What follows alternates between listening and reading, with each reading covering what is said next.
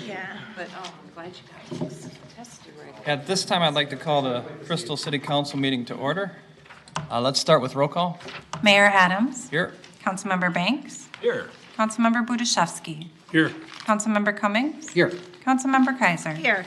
Councilmember LaRoche. Here. Councilmember Parsons. Here. We have a quorum. All right. Thank you. Let's rise for the Pledge of Allegiance.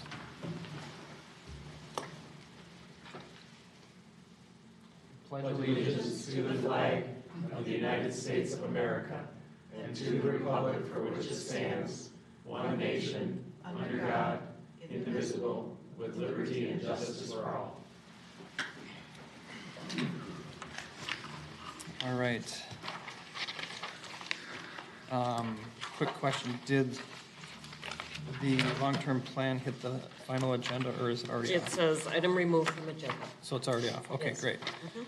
We have the most recent form of the agenda before us. Looking for a motion on it.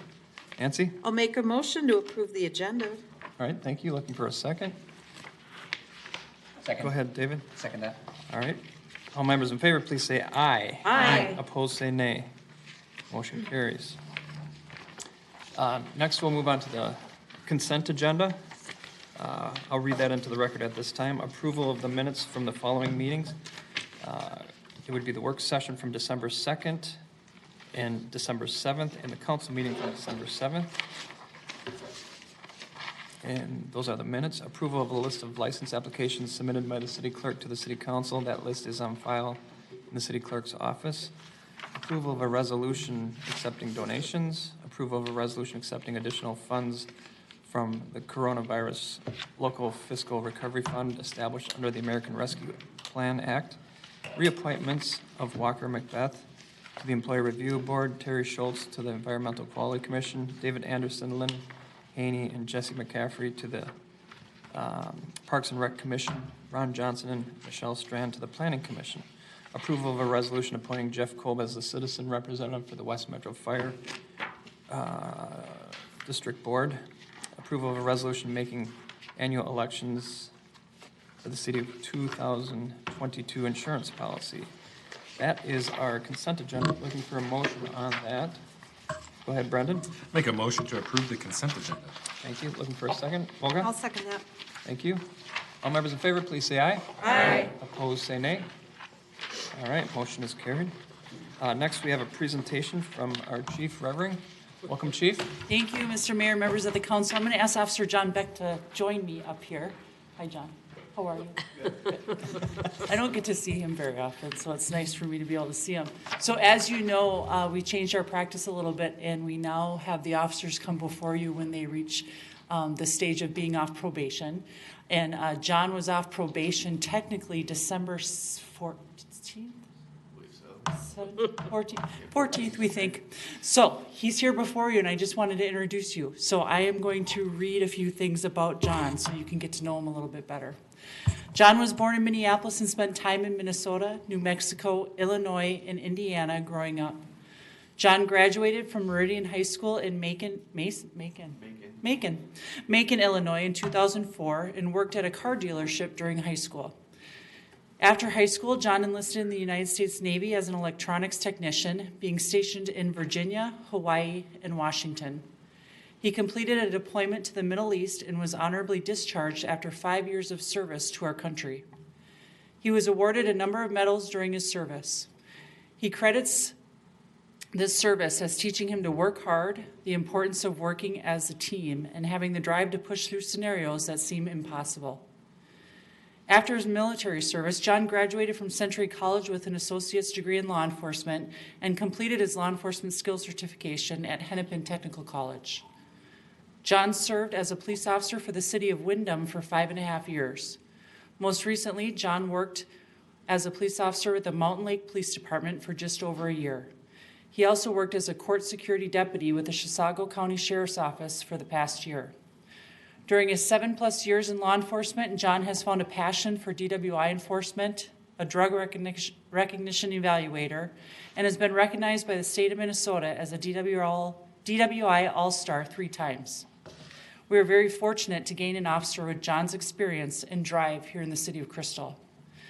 John applied to Crystal PD in April and endured a rigorous hiring process prior to being hired here. After completing his application, he went through 2 interview panels, an interview with myself and the deputy chief, an extensive background investigation, a full psychological screening, a physical screening, and physical agility testing. John's references described him as someone who seems to like everyone. Someone who seems to like everyone. I get it now. It took me, I had to pause for a minute. Sorry. Is trustworthy, has a great work ethic, family-oriented, approachable, multidimensional, and a good dude, is what one person said. I like that in a reference. These are all qualities we look for in officers that are going to join the Crystal team. John impressed everyone he met with through this process, and we're very excited to have him here. In his application, John said, "Throughout my career in law enforcement has appealed me in so many ways. I have enjoyed helping people, even if it's in a small way. I enjoy being out in the community and the varying challenges law enforcement brings. Every day is a learning experience with different scenarios, which is the type of career I want." John and his wife Jenica live north of the metro with their son Josiah, and in his free time he enjoys home improvements and outdoor activities, as well as raising small livestock on the 6 acres he owns. Please join us in officially welcoming Officer Jonathan Beck to the Crystal Police Department and congratulating him for being off probation.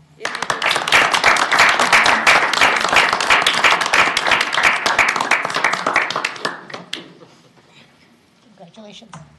Congratulations. And as somebody who did you guys for 4 years, I like it. Good job. Thank you. Congratulations. Congratulations. Great name. Sounds like, Right. personally made me real happy. Yeah. Right. You got to shoot for 100. Right, He exactly. probably doesn't want to hear that. No, well, not really. Thank you, Mr. Mayor. I really appreciate it. Members of the council, as you know, it's very important for us to recognize our officers when they become actually full-fledged police officers, staff here. So, thank you. Yeah, thank you, Chief. Thank you, John. All right.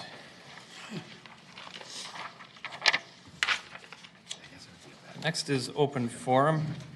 Is there anyone here wishing to speak during open forum? Did you fill out a yellow sheet?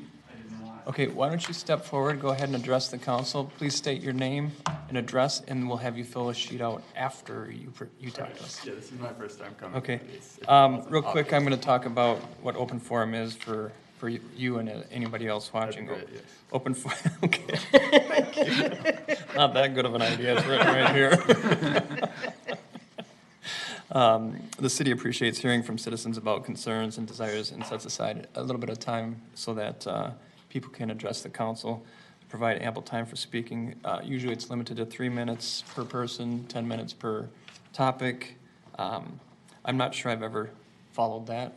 Generally speaking, I want to have people feel like they've been heard. But, you know, in some cases, I may change my mind. That's something that I guess I decide. The mayor may, it says it right here, can extend the total time allowed for each topic by rule. Generally speaking, no action can be taken until it's brought before the council. And that's pretty much it, so welcome. Thank you. Yeah, I did time it to the 3 minutes, but. Oh, you did? Yes, but Your I'm name? glad to hear there's more time if necessary.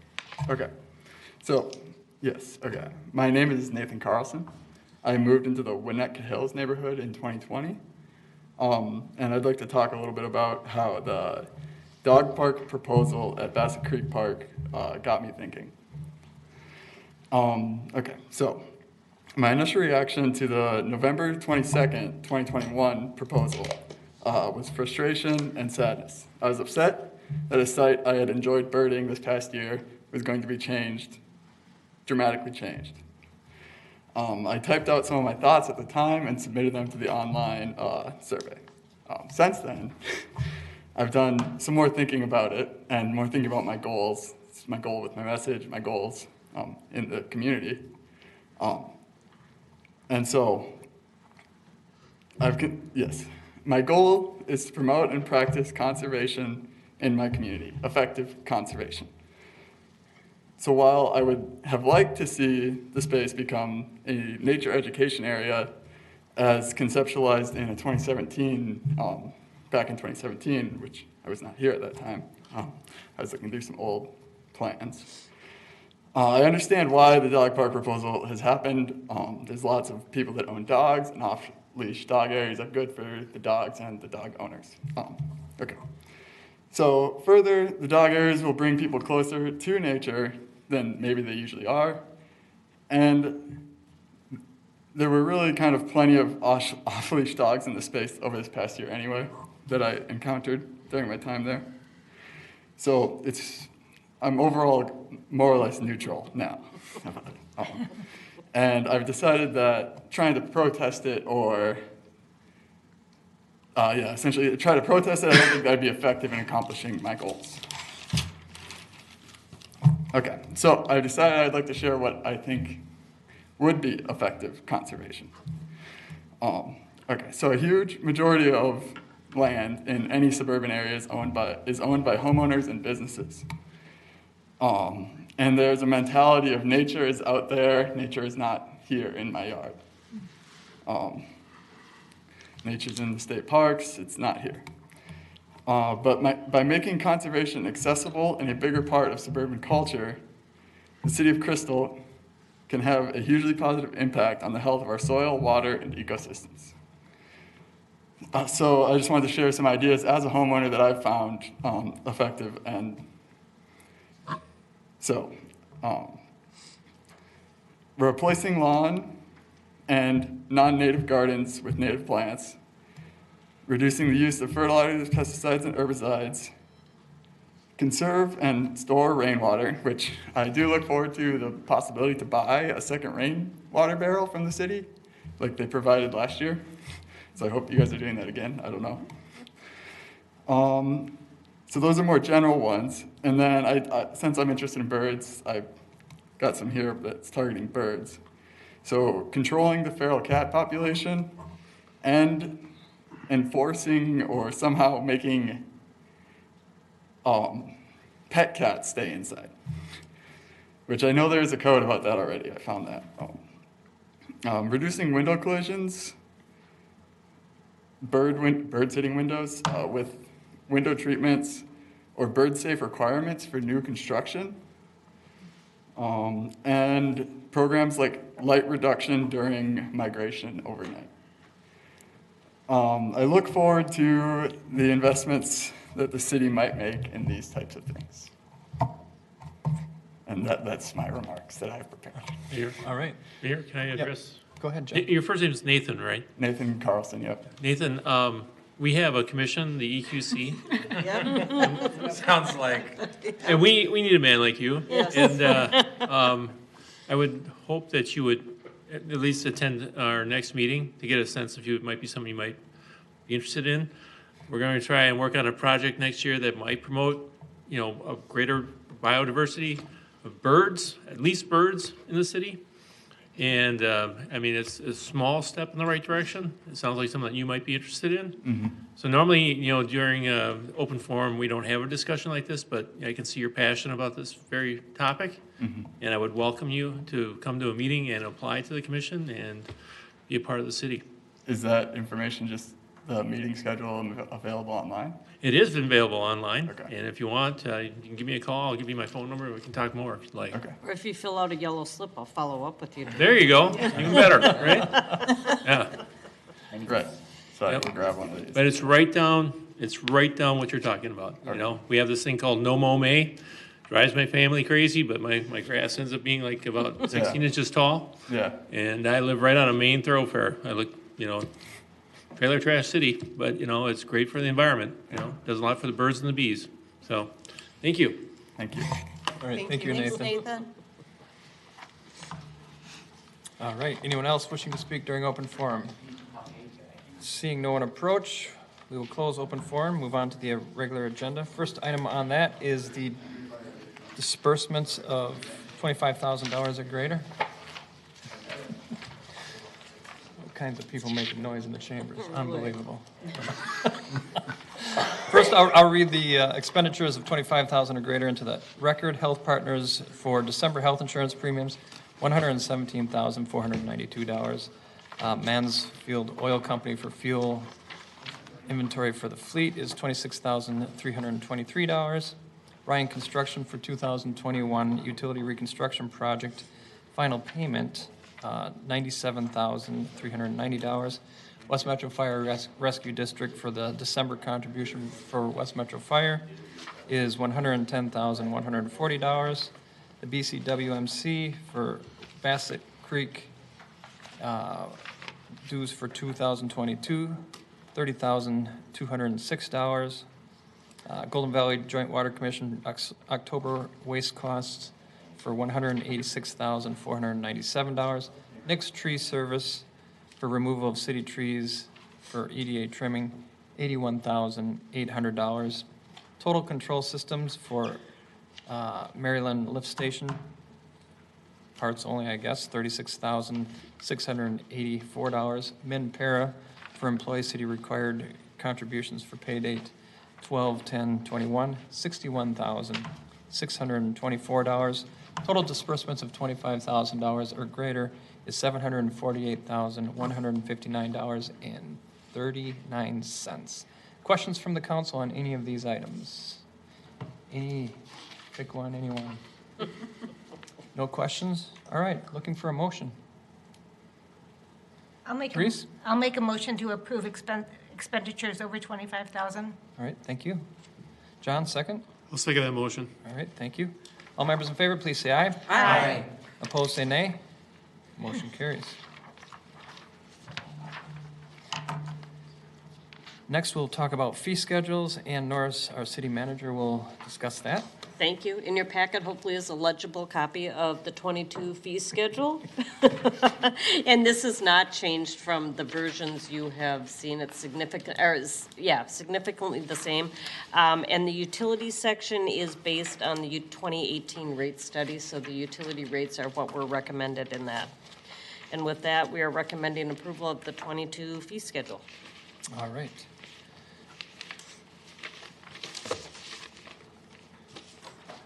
Any questions for Ann on that? Seeing none, looking for a motion. Nancy? I'll make a motion for the adoption of the 2022 fee schedule, including utilities. Okay, looking for a second.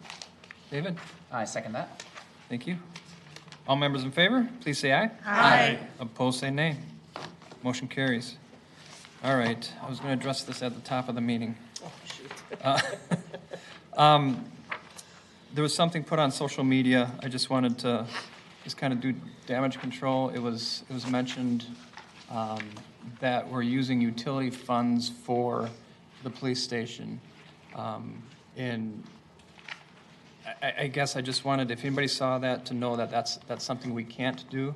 We have taken out a loan from them, and it will be repaid actually quite quickly. We will not be using any utility funds at the end of the day for the police station. Did I cover that right, Ann? Did you have anything further? No. Okay. That's all I needed. Item 4.6, that would be the bridge at Bassett Creek Park. Our Recreation Director, John Elholm, is here to address the council. Welcome, John. Well, good evening, Mr. Mayor, council members. Matt, I think I have do I start on my own? Got it. Things are happening before my eyes. All right, yes, as I mentioned, we're here to talk about the replacement of a pedestrian bridge in Bassett Creek Park. The bridge is located in the center of the park near the volleyball courts. Here's a little location map of where that bridge is.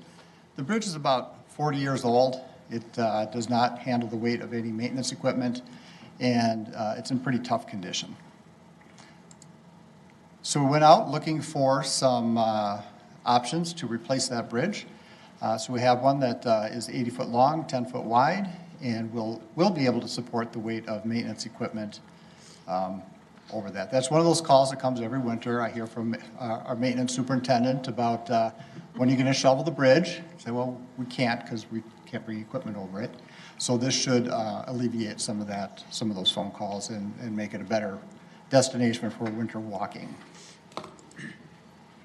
We did reach out to several bridge companies that do pedestrian bridges, and 2 of them were not able to meet the weight specification for that. But we did get one quote from Custom Manufacturing, Inc., the amount of $95,800. And the budget for this, or amount in the Parks Fund, is $200,000. Keep in mind, there is some additional funds needed to take out the old bridge. And these are typically the things that you have a crane that comes in and, pulls out the old one and then puts in the new one. So they're largely prefabricated. So with that, recommendation is to approve a resolution entering into an agreement with Custom Manufacturing, Inc. to provide and install an 80-foot pedestrian bridge in Bassett Creek Park in the amount of $95,800. Thank you, John. Any questions on that? Nancy? I'm excited for this. As much as I love the old bridge, it's quite the challenge during winter. And I just had a question. I know you're going to also get a lot of great feedback from people once this is put in, because it's used quite extensively all year round. Going back to the diagram, and I saw on the quotation, could you just verify the materials? It looks like southern yellow pine treated lumber and pre-stained, and then steel I-beams, bridge kit. I was just wondering about maintenance, longevity of this material.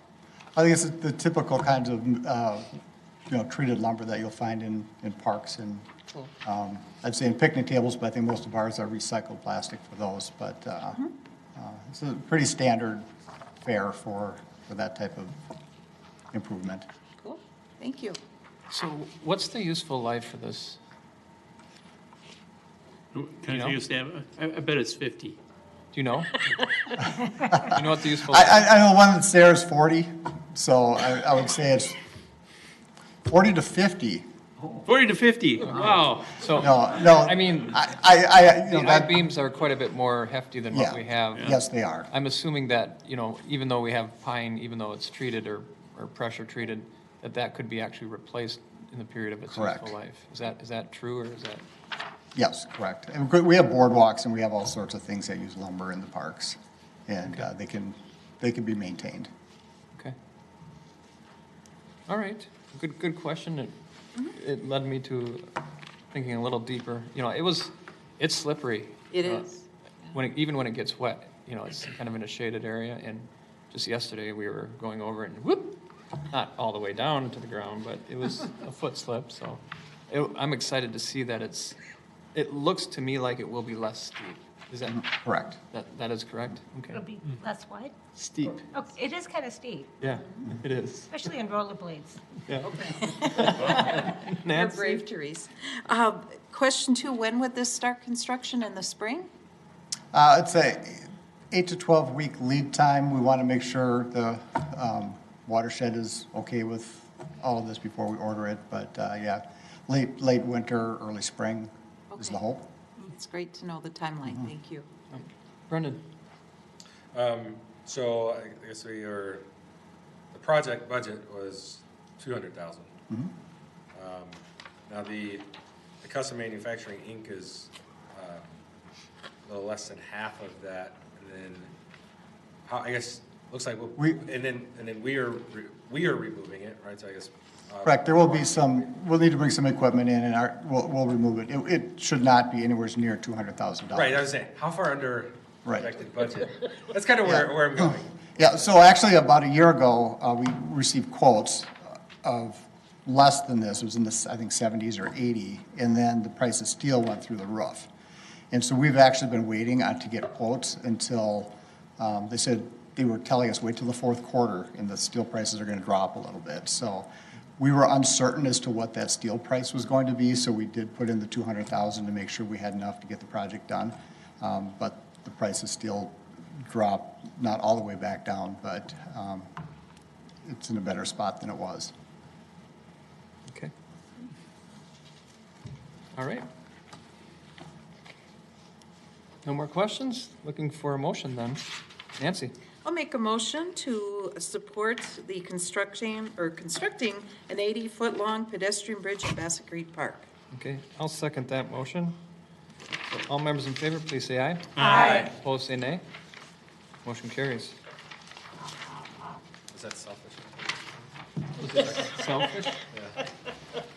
I don't know. No, I can't imagine that it was actually selfish. it's just like every time there's something with the police building, I try to jump on it. So you're admitting selfishness? What? Yes, absolutely. Bias. I don't think either are selfish. It's just, where do we have our passions? All right, next item is the replacement of the dump truck. We have Mark Ray, our Public Works Director, here to address the council. Welcome, Mark. Good evening, council members. Item before you is replacement of an existing dump truck, which scored a 34.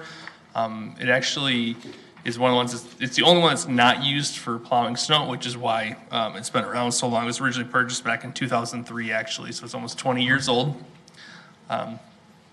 We'll purchase off state contract, getting another tandem axle to haul. The attachments don't include plow stuff, it's just warning lights and stuff like that. So total purchase cost is $172,257, $190,000 in the budget. Again, 1-for-1 replacement, the existing one. Our team is really looking forward to letting that one ride off into the sunset. So it's a 1-for-1 replacement. With that, looking for a motion to approve the resolutions replacing the dump truck. All right, thank you, Mark. Questions for Mark? Go ahead, John. With a lot of the heavy equipment nowadays, they come with automatic transmission. Is that correct? Is that- Yes. You don't have to know various, gear shifting patterns anymore. Those days are done. I'm not sure the last time we bought a manual transmission. Wow, impressive. Okay. Were you here? Not to say that we couldn't, but we would prefer not to. Prefer not to. Yeah. It's hard enough running. Well, I guess it's supposed to be different plow controls while trying to shift gears. We Yeah, I only hear you. unfortunately have two hands. Right. Details. Yeah, can't fix that. All right, looking for a motion on this one. Brendan? All right, I make a motion approving the purchase of a replacement dump truck and attachments. Okay, looking for a second. Therese? I'll second that. Thank you. All members in favor, please say aye. Aye. Opposed, say nay. Motion carries. Thank you, Mark. Next is employment agreement with our city manager for 2022. Ann is here to address the council on that. It's a little awkward, but that's, Okay, thank you very much. You did my evaluation on December 2nd. Thank okay, you. good. And you recommended that I draft an agreement for another year. And so that's in your packet with the adjustment you talked about. 2% to match what other employees got, and then 1% merit. All right. Good. Any questions from the council? Seeing none, looking for a motion. John? I make a motion to approve the employment agreement with Ann Norris, our city manager, for 2022. All right, thank you. Looking for a second. Olga? I'll second that. Thank you. All members in favor, please say aye. Aye. Opposed, say nay. Motion carries. Thank you all. Yep. So we do have a couple announcements. As we wind down, offices will be closed on December 24th for the observation of Christmas Day holiday. Same for the December 31st for the New Year's Day holiday. Next city council meeting will be Tuesday, January 4th at 7 p.m. And all new elected officials will be sworn in on that day. The city council meetings and work sessions will be open to the public.